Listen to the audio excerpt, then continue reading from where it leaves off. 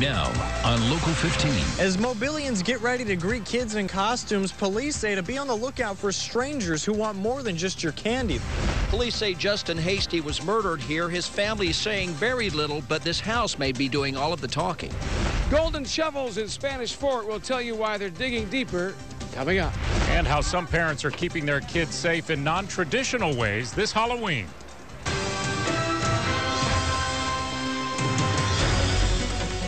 Breaking news, breaking weather. This is Local 15 News.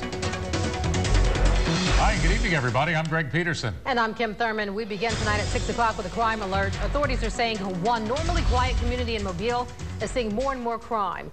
In particular, property crimes to cars and homes. Spring Hill is known for its locally owned shops, landscaped homes, and quaint sidewalks. And over the past couple of weeks, you can add police cars to that list.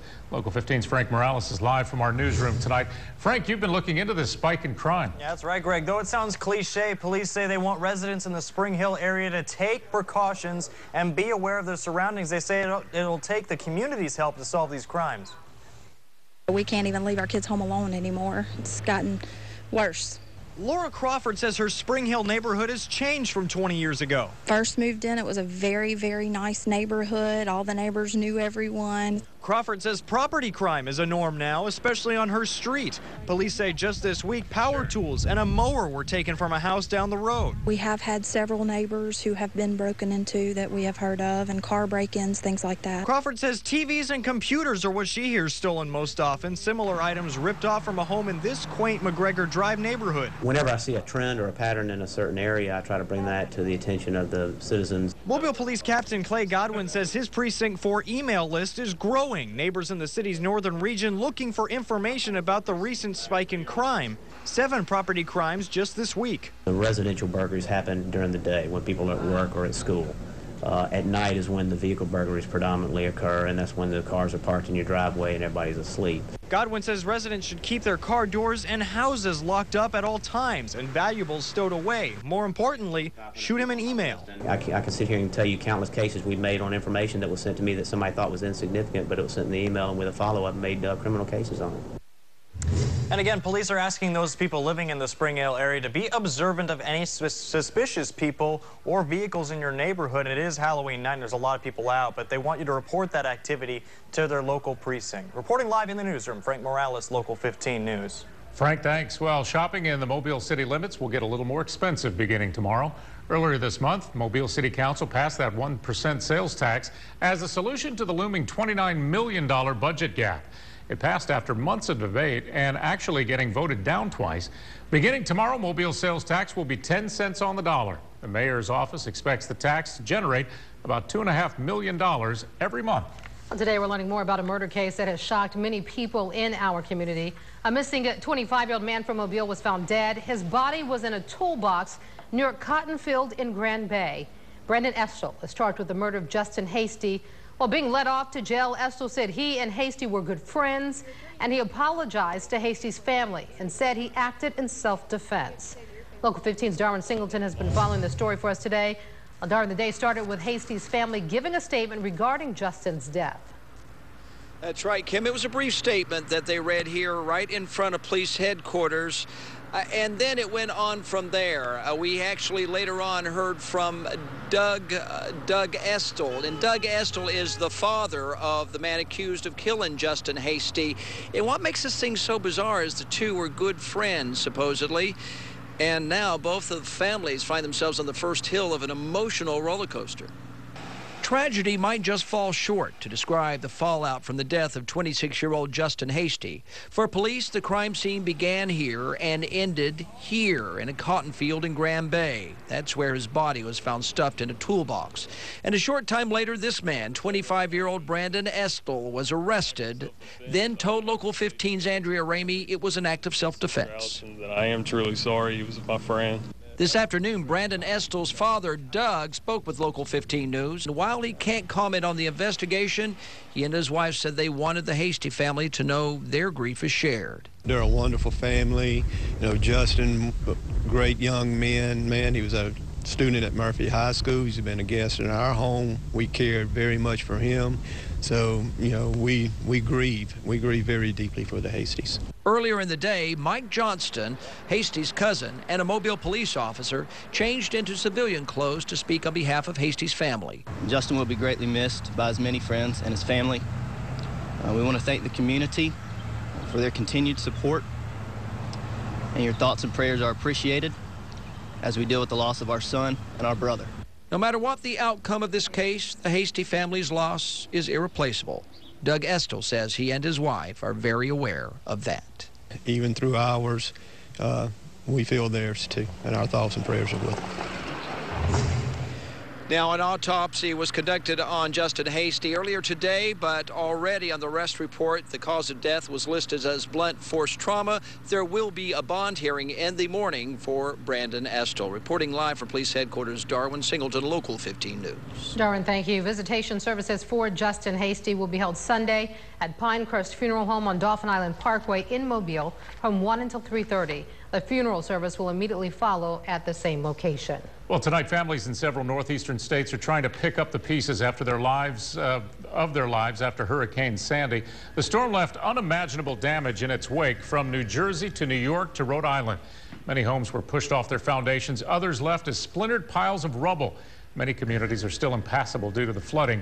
In New York City, many subways remain submerged and entire neighborhoods were leveled by fire because the storm prevented crews from getting in to fight those blazes. The death toll from Sandy now stands at 61. Many people are still left stranded, waiting to be rescued. Alabama's top election official says any Alabama resident who has been called out to help storm victims has more time to vote in next Tuesday's presidential election. Now, Thursday is the deadline to apply for an absentee ballot. Alabama has an emergency ballot law, however, which allows for people with business or medical emergencies to vote with their absentee ballot all the way up until the day before the election. And we have all the information you'll need to register under the Find It section of our website, local15tv.com. The city of Spanish Fort has been growing by leaps and bounds. Just drive through and you'll see many new homes and businesses. Today, the community took another step forward with another big project officially launching. Local 15's James Gordon is live from our Baldwin County newsroom tonight. James, today's groundbreaking is more than just a new city hall. It's a complex designed for the entire community. Kim, it's a new city complex designed to keep up with growth, and it's also a big move, and it's sending a signal that Spanish Fort is a place to be and to do business. 1, 2, 3, go. All right. Digging deeper in Spanish Fort, and why not? After all, this is where a large portion of the Eastern Shore's retail tax base is located.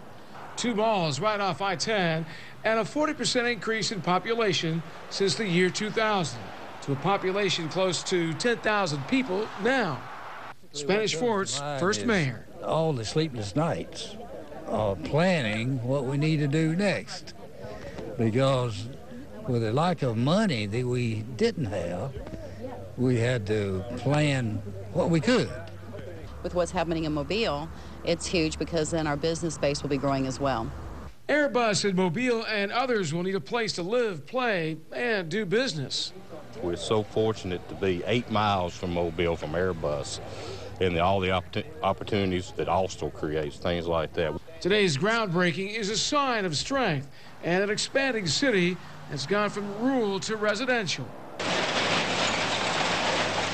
Prep work for the 4-laning of State Highway 31 is now underway, so getting to and from Spanish Fort will be easier, and the road to the new city complex might as well be the road to progress.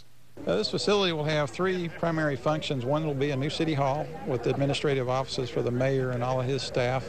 And then there's also going to be a new public library, and there'll be a senior center.